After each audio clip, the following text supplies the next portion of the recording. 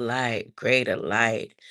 I'm not going to be on here too long because, as you can see, what my title says, I'm doing Bible study. Again, greater light, greater light. Let me start off with saying, my mind is God's mind. I'm always reflecting divine wisdom and divine intelligence. My brain symbolizes the capacity to think wisely and spiritually.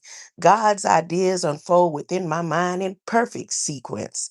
I'm always poised, balanced, serene, and calm because I know God has provided the perfect solution to every single one of my needs as I walk through this realm, this matrix, this world that I am not a part of.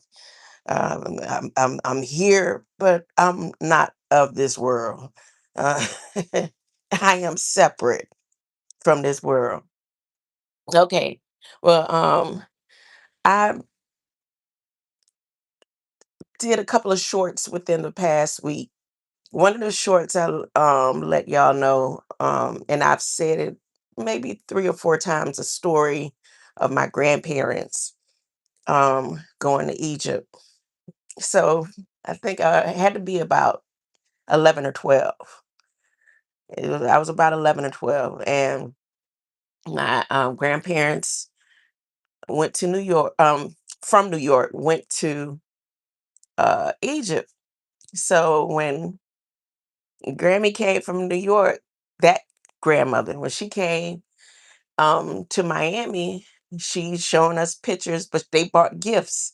They showing us pictures of pyramids, and I'm all excited before they even get to Miami because I'm like, oh, are they gonna bring back? Because I had so many National Geographic magazines and books and all these stories of Egypt under my bed. So I'm thinking, oh, I'm gonna get some type of, significant artifact from when they said they was bringing gifts from Egypt.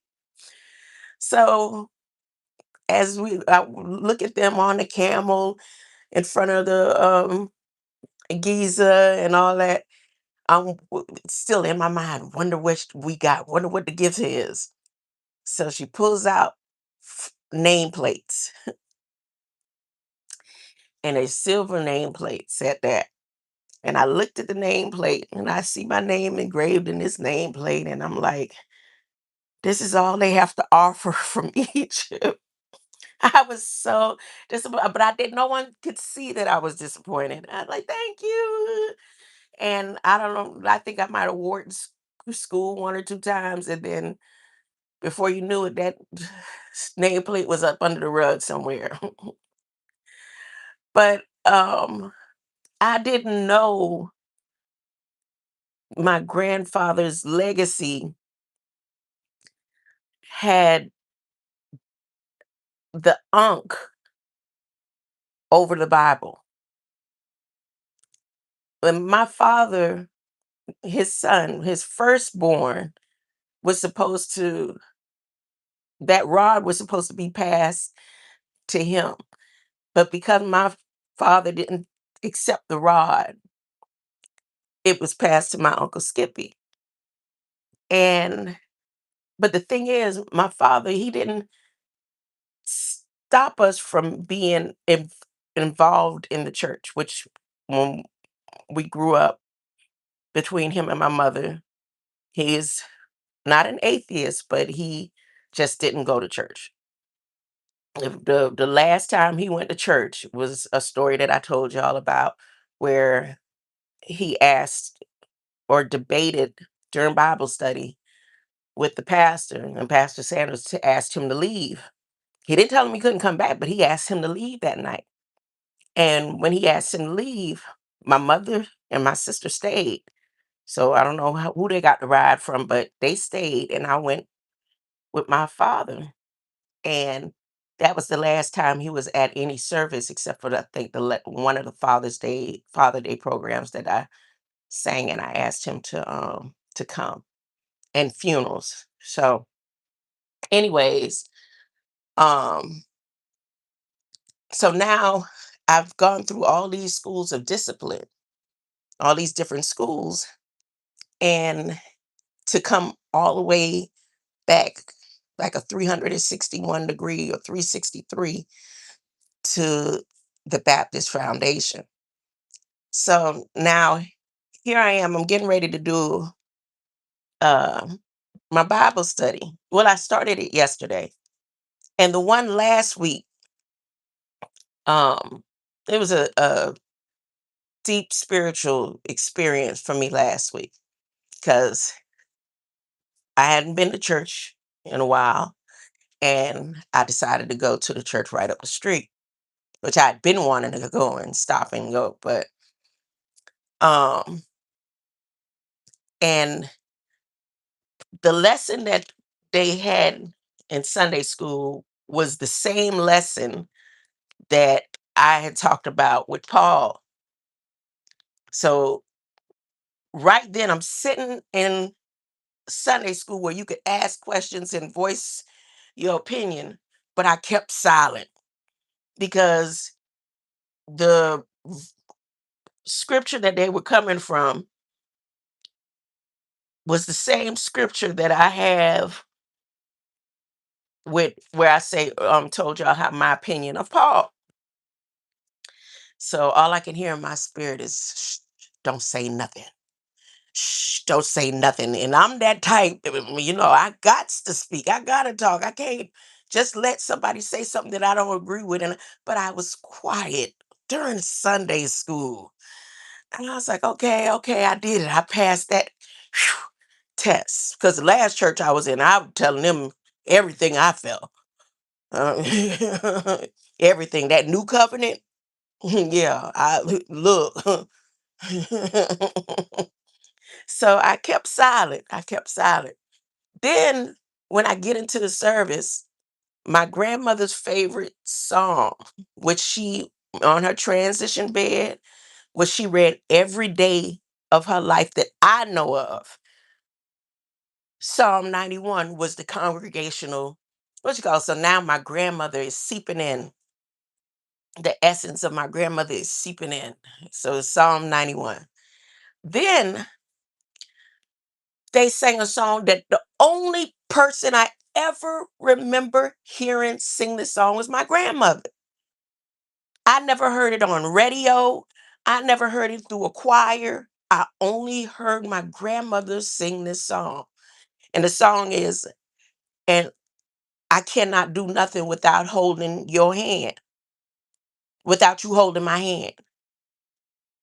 Still, I cannot do nothing without you. So now I don't get emotional. I don't get where when sometimes when I'm alone and I think about my grandmother, I get a well up and I want to cry. I didn't get that sense at that moment. The sense that I got was feeling my grandmother sitting next to me, talking about, now you sit your tail right here. Don't you go nowhere.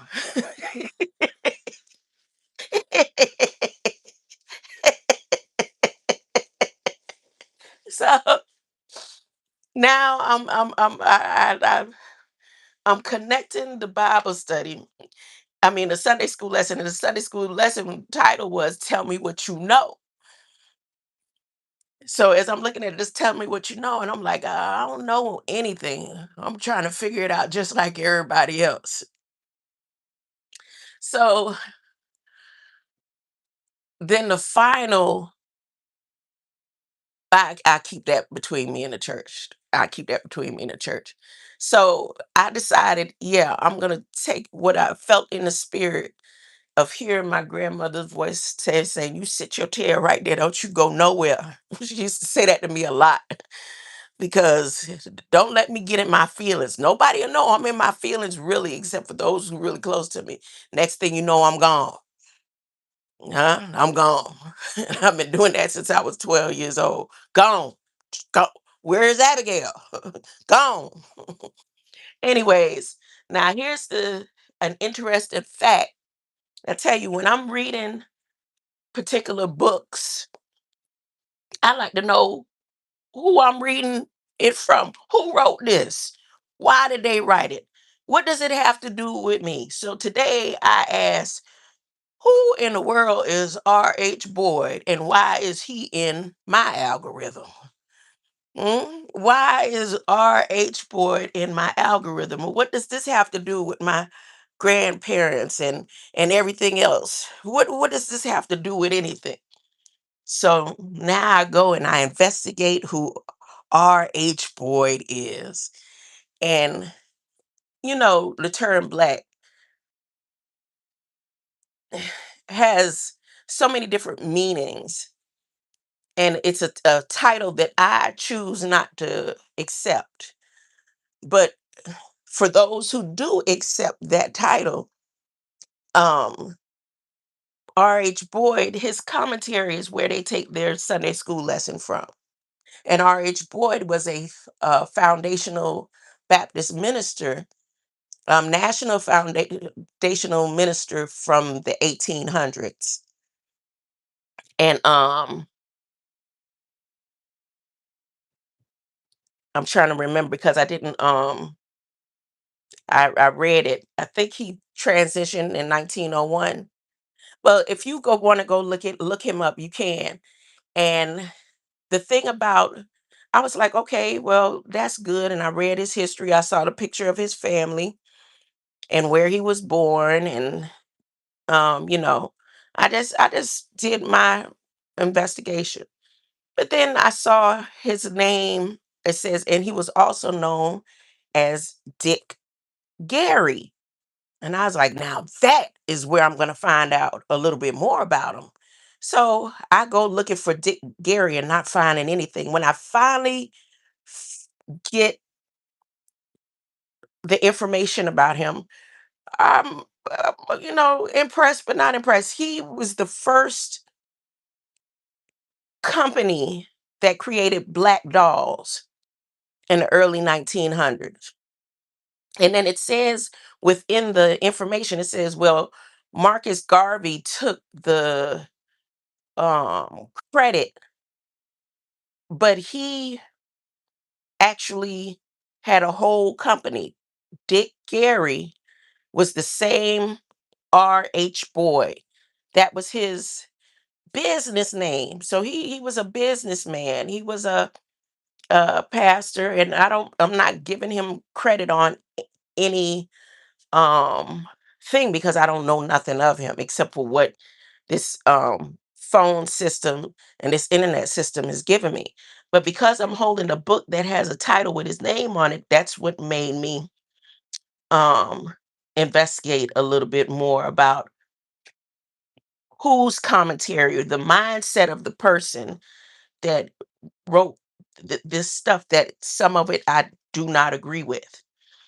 Okay, right now I'm going into the lesson. Last week's lesson is was tell me what you know.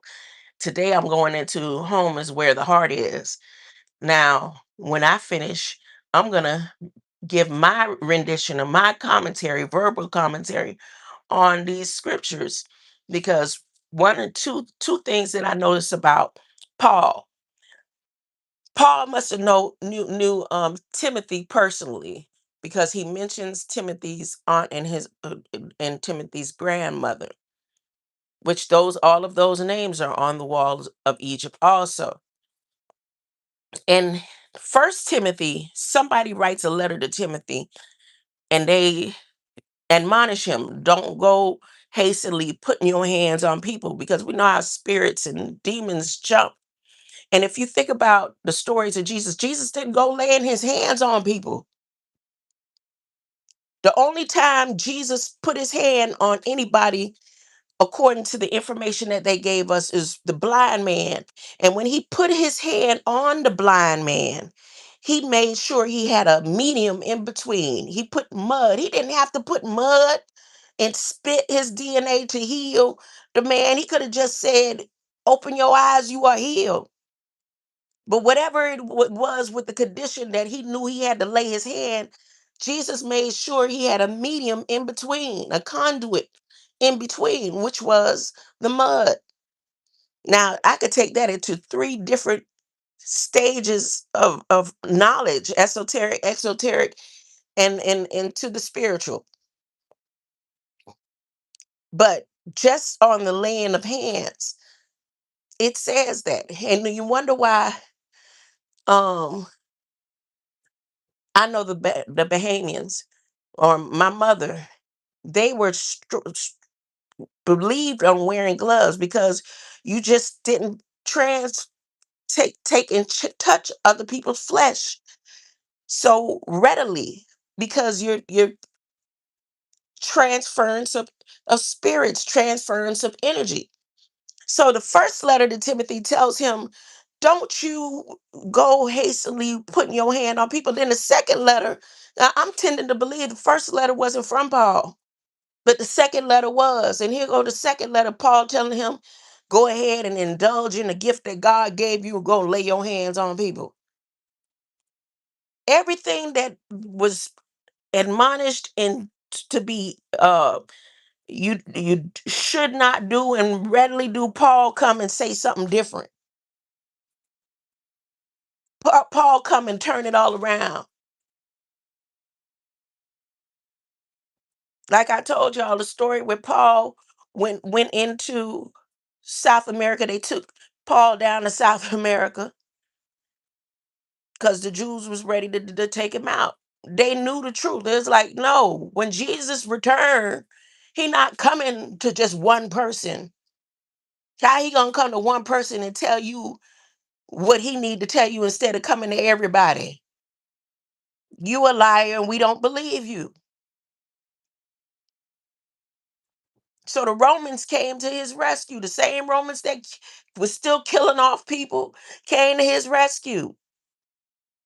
That's the way I perceive what I read, because that's exactly it's in order that way. How this day the Vatican have so much control over all of the religions and the branches of religions, and have all these documents stolen from all over the earth, and manuscripts and Mayan calendars and all this stuff in their vaults, because as they went ravaging through different nations, they took the information that they needed to have total control. Paul still was assisting in that. He just found an easier way to do it. Because how somebody that was killing off all these people, killing off all these children and women in the name of Hukanua, in the name of Christ, was able to move around so freely is because he had to lie. He had to wear a mask. He had to come through with a different way to do the same thing without shedding so much blood. Anyways, so I'm gonna get to it. I'll come back and do this Bible study after I get this Bible study done. You know, I want to have it ready, and I may very well do the same thing. Shh, be quiet. Shh, sit silent, and ask for it to be revealed of what my grandfather was doing with that unk over the Bible. 100 years in the making. Now, R.H. Boyd them is 130 years in the making. 130 years. So now we looking at 230 degrees, and then that 330 degrees. I'm just talking. Don't mind me. I'll be back later. Greater light, greater light. We are at the last half an hour. We're at the last half an hour. Greater light.